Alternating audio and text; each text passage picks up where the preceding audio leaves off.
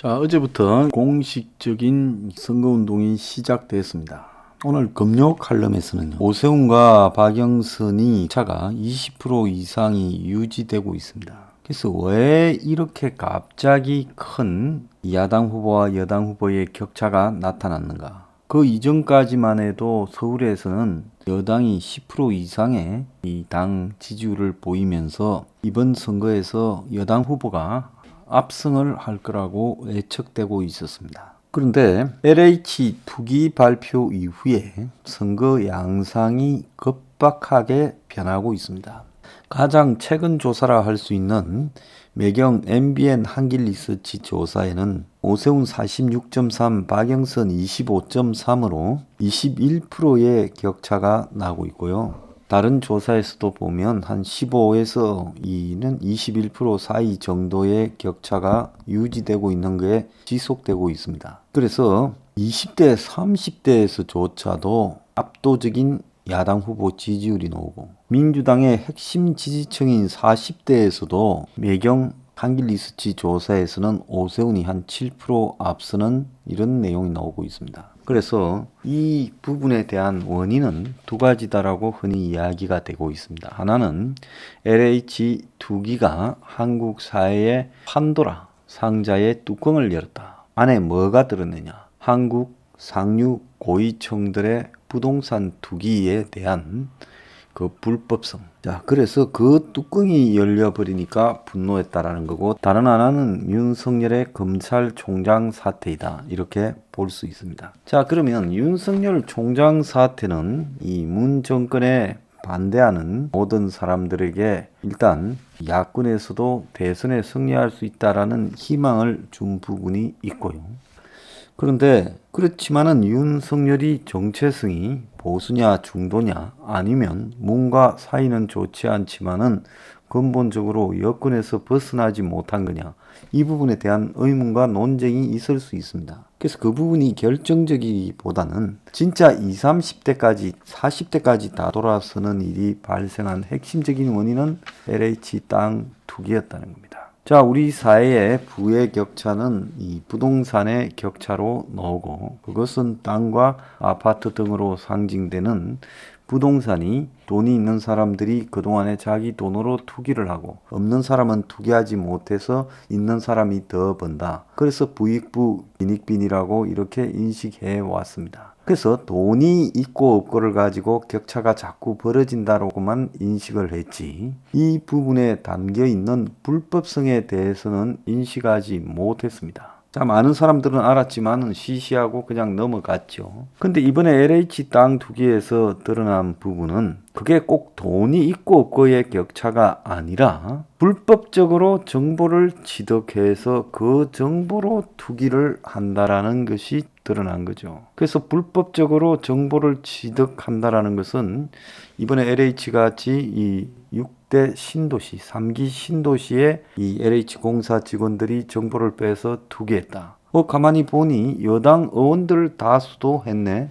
그런데 거기에 시의원이니 기초의원이니 뭐 도의원이니 이런 사람도 했네. 거기에 또 관련 시에 도시개발과 관련되는 사람들도 했네. LH뿐만 아니라 다른 이 정부 기관에 있는 사람들도 빼서 했네. 그러다가 6대 3기 신도시뿐만 아니라 세종시를 비롯해서 포천부터 전국 곳곳에 용인, 행복도시 개발 과정에서 또 이 반도체 클러스터 개발 과정에서 스마트 신도시 개발 과정에서 산업단지나 철도, 도로 부지가 개발되는데 이제 그 안에 사는 사람은 바보고 개발되어서 그 구역 바로 길목 입구에 사는 사람이 진짜 똑똑한 사람이다. 이제 이 정도까지 나왔습니다. 심지어 그 개발 유치를 담당했던 경기도의 과장급 공무원 하나는 땅을 잔뜩 사서 재산을 5배 불리고 그 다음에는 공무원을 때리치우고 컨설팅을 하고 돌아다니는 사태까지 벌어졌습니다. 그러니까 그간의 부동산 폭등에 대해서 할 말은 있었지만은 말을 하지 못하고 있던 부분은 돈의 격차다. 그 돈이 올바로 생겼는가, 올바로 물려받아졌는가 하는 부분에 대한 의문도 부정도 있었겠지만 그걸 제기하면 자본주의 사회에 대한 도전이라 간주되기 때문에 그 부분은 말을 못했습니다. 그래서 재산이 있는 사람이 그 재산을 부동산으로 투기해서 돈을 더 버는 게 왜 나쁘냐라는 부분에 꼼짝 못하고 눌려있던 사람들이 있었죠.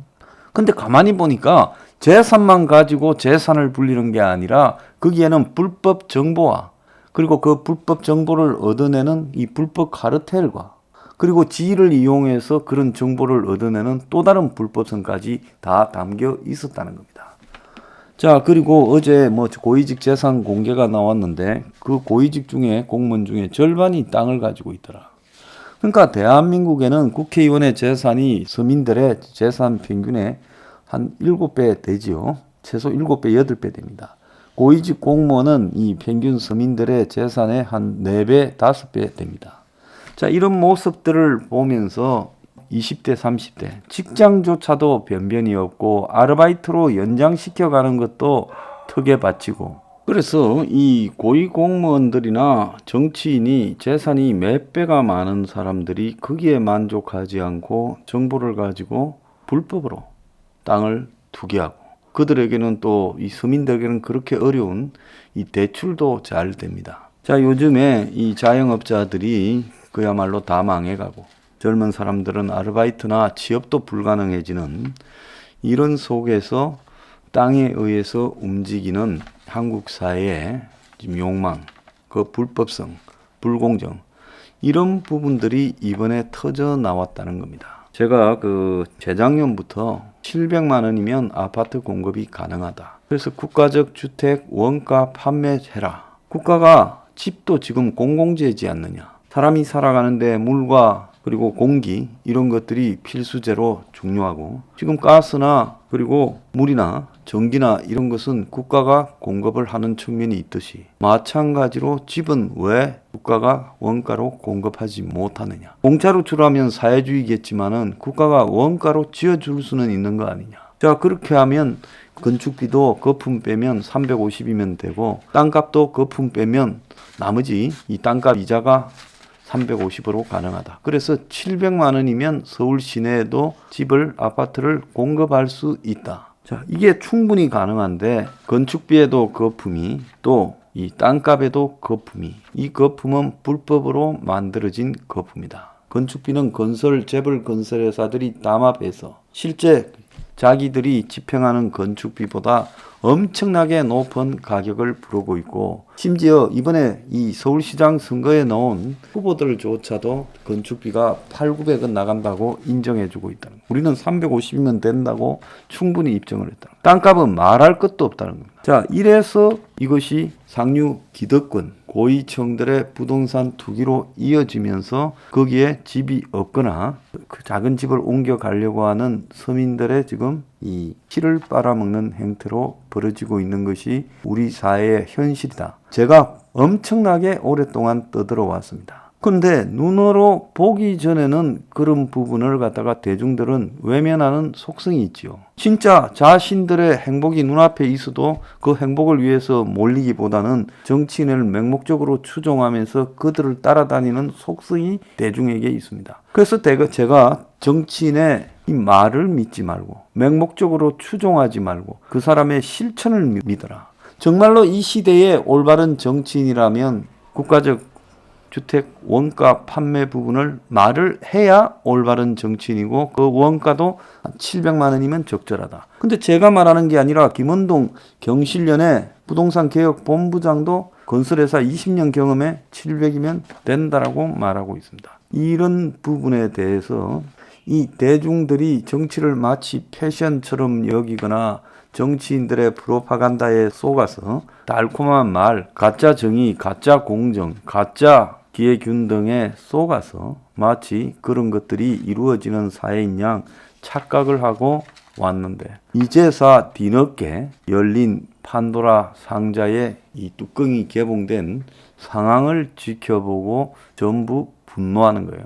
그래서 언론은 이걸 공정에 대한 자각이다. 즉 불공정에 대한 분노다라고 말을 합니다.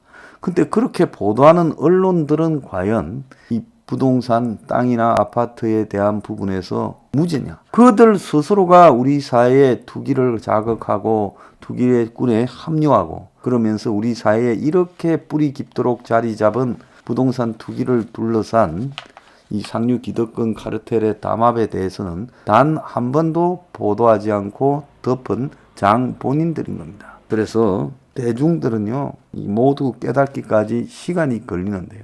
솔직히 말하면 이 부분에서는 기존의 여야가 다 도둑놈 카르텔입니다. 그 중에 믿을 놈 한 놈도 없어요. 그렇다면 어떤 시각을 가져야 되는가? 그들이 좀 더 진실하게 땅과 아파트, 부동산에 대한 자기 입장을 말하도록 하고 압박해야 됩니다. 절대로 그냥은 진실을 말하지 않습니다. 그리고 그 중에 진실에 가까운 말을 하는 사람을 지지해야 된다는 겁니다. 이념요? 웃기는 소리입니다. 대한민국의 이념이라고 떠들고 다니는 놈 중에 보수 같은 보수 어디 있고 진보 같은 진보 어디 있습니까? 전부 그냥 고향이 어디냐에 따라서 자기의 핑계거리로 이념을 앞세우는 거지, 이념에 충실하거나 이념에 헌신적인 사람 좌우에 하나도 없다라는 겁니다. 이념은 그들이 정치 밥벌이를 해먹기 위한 핑계에 불과하다는 겁니다. 모처럼 제대로 열린 판도라 상자, 투기 불공정에 대한 분노에 대해서 이제 대중들이 제대로 자각해야 된다. 대중들이 여기서 양언남비처럼 일회성으로 달아올랐다가 또 쉽게 식어버린다면 대중들은 고통에서 평생 벗어날 수 없다. 그리고 누가 대중들을 위해서 옳은 말을 하는 사람인가에 대해서 대중 스스로 판단하고 그 다음에 지지하고, 그리고 그들이 자신들을 위한 조금이라도 나은 세상을 만들기 위해 합리적 선택을 해야 된다. 그러지 못하면요, 대중들은 영원히 정치꾼들의 호구로 살고 부동산 땅 투기 사회에서의 핏발리는 노예로 살게 될 수밖에 없다는 겁니다.